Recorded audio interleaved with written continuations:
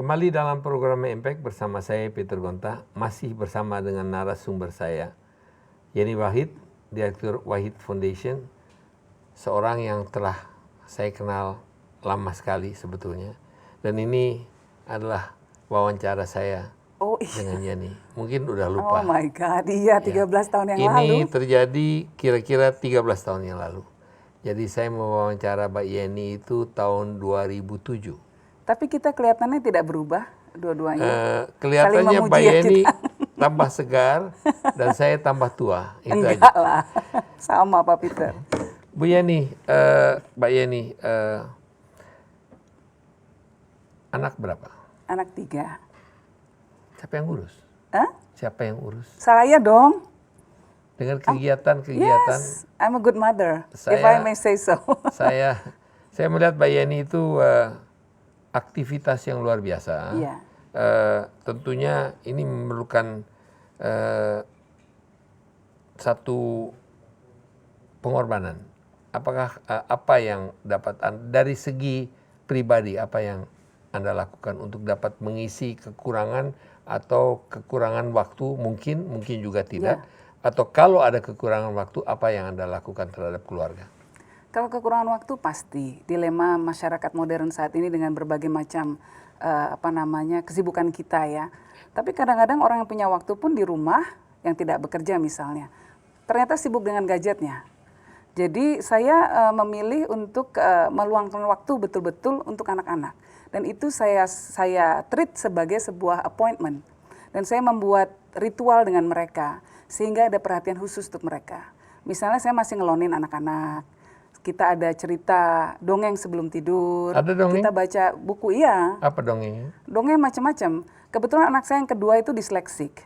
Dia tidak bisa membaca secara normal. Nah, tetapi dan saya mencoba menguatkan dia tentunya. Anaknya cerdas sekali, IQ-nya sangat tinggi. Nah, tetapi dia kesulitan membaca. Dia bisa mengenali huruf tetapi tidak bisa merangkainya menjadi kata-kata. Nah, saya mencoba menyemangati dia bahwa banyak orang kreatif di dunia itu justru disleksik. Steve Jobs, siapa lagi, banyak lah yang disleksik itu. Tetapi kan nggak bisa dengan kata-kata biasa, dengan dongeng. Misalnya bikin dongeng tentang naga yang apinya kecil, bila dibandingkan dengan naga-naga yang lain, nah misalnya.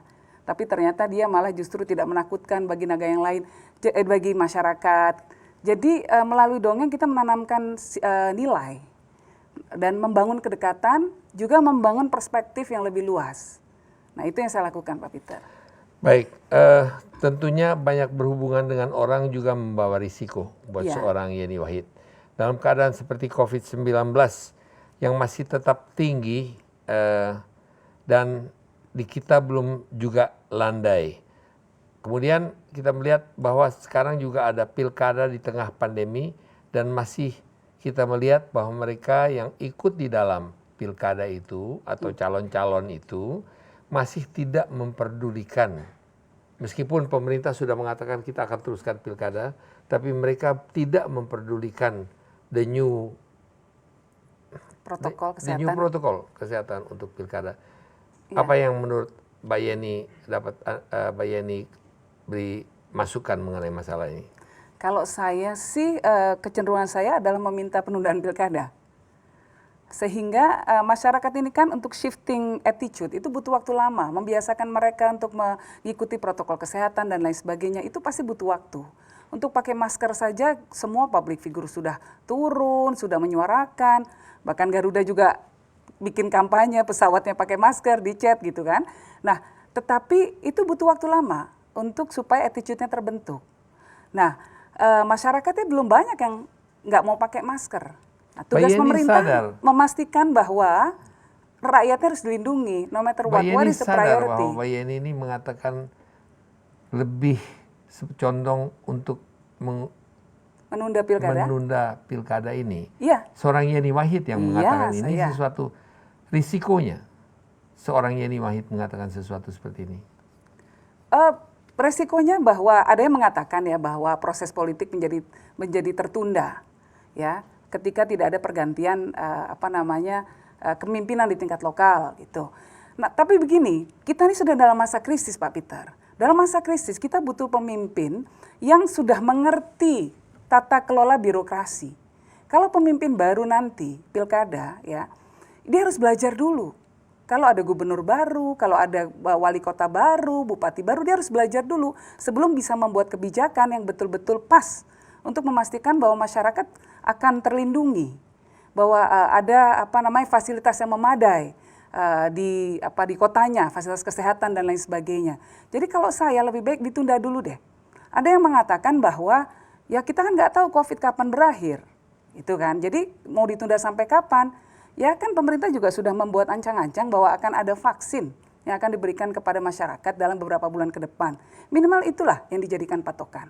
Kita lihat dulu setelah masyarakat diberi vaksin seperti apa. Pernah berbicara dengan kepala negara, Pak Yani saya yakin mempunyai akses kepada Presiden Joko Widodo atau Menteri Dalam Negeri atau siapapun yang mempunyai say di dalam meneruskan pilkada ini atau tidak. Saya sudah lama sekali nggak ketemu Pak Jokowi. Sudah lama sekali. Jadi bahkan terhitung sejak kampanye, sejak pilpres, kemudian paling ketemu cuma sekali setelah itu. Sudah, itu pun dalam kesempatan sambil lewat aja gitu. Saya memang bukan tipe orang yang akan mendekat-dekat ke istana, tidak. Gitu. Tugas saya sudah selesai mengantar Pak Jokowi, sudah saya kembali menjalankan tugas saya untuk mengawal masyarakat dan bekerja untuk apa yang saya yakini paling baik untuk masyarakat. Kembali kepada COVID, Mbak Yani, kenapa menurut Mbak Yani pilkada ini tetap diteruskan? Dan kalaupun diteruskan, apakah tidak sebaiknya itu dilakukan melalui seperti kita sekarang ada screen, kita berbicara atau melakukan pertemuan melalui Zoom atau melalui aplikasi yang lain? Apakah tidak ada hal-hal yang bisa dilakukan atau untuk menjaga agar supaya protokol yang baru ini dapat terpenuhi? Dan kenapa sebetulnya pilkada ini tidak diundur? Apa alasan utamanya? Saya nggak tahu Pak Peter. Dan kadang-kadang logika politisi berbeda dengan logika masyarakat. Saya sudah agak jauh dari proses politik praktis. Anda bukan akhir-akhir politisi? ini. Saya tidak masuk dalam putaran politik praktis kepartaian. Sehingga saya mungkin nggak mengerti, tidak terlalu tahu dinamika yang terjadi di sana. Saya lebih aktif dalam politik kebangsaan, mensikapi policy-policy kebijakan-kebijakan masyarakat yang punya dampak terhadap pemerintah yang punya dampak terhadap masyarakat. Tidak tahu jadi sebetulnya kenapa tidak diundur.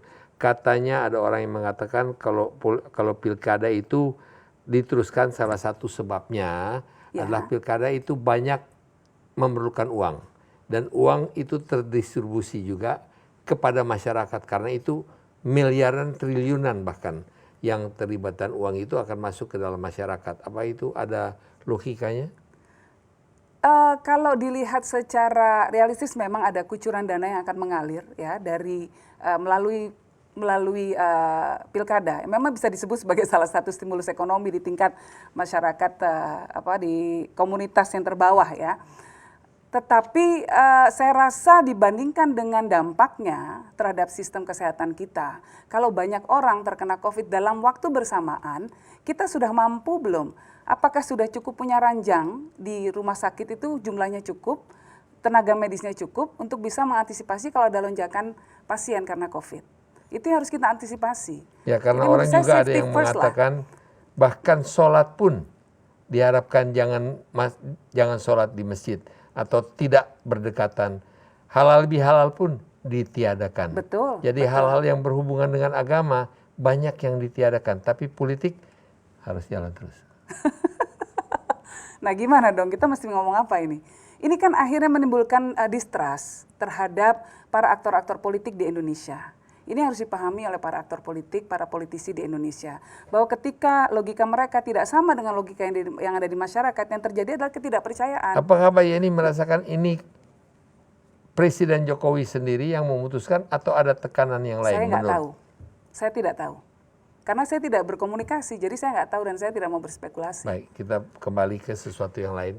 Politik kebangsaan. Mbak Yeni mengatakan politik kebangsaan. Bisa Mbak Yeni terangkan atau memberikan sedikit pemahaman mengenai politik kebangsaan?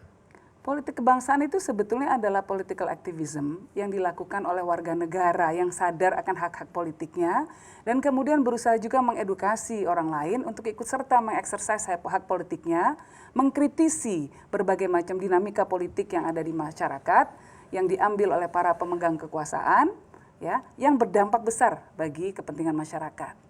Nah, itu yang saya lakukan. Saya lihat ini kebijakan pemerintah ini dampaknya apa nih ke masyarakat. Kalau dampaknya kemudian merugikan, ya tentu kita harus bersuara. Kalau dampaknya baik, kita harus dukung.